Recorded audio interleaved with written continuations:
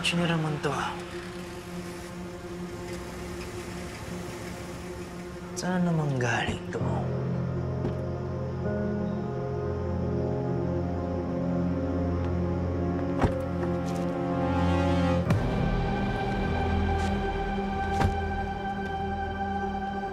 Ramon, hindi ako magtatagal ha. Gusto ko lang din talaga makausap si Tanggol. Alam ko. Pero oras na para magharap tayong tatlo ng anak natin para malaman ang totoo.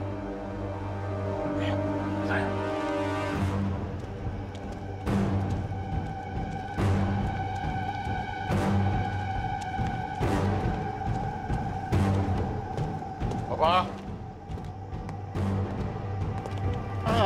Ramon. Papa?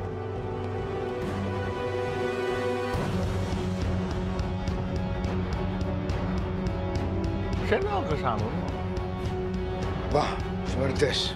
Tess, aking papa. Magandang gabi ho.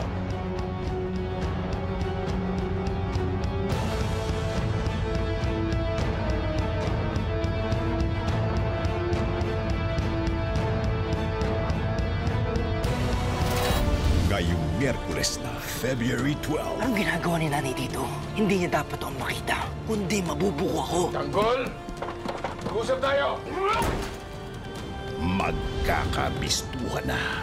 Tawagin mo kaya? Tanggol, umuwas ka dyan.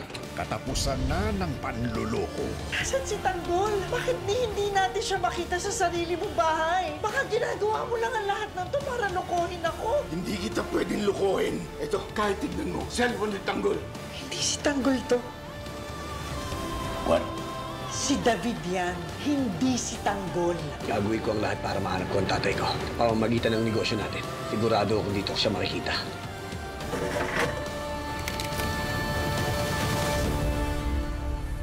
FPJ's Batang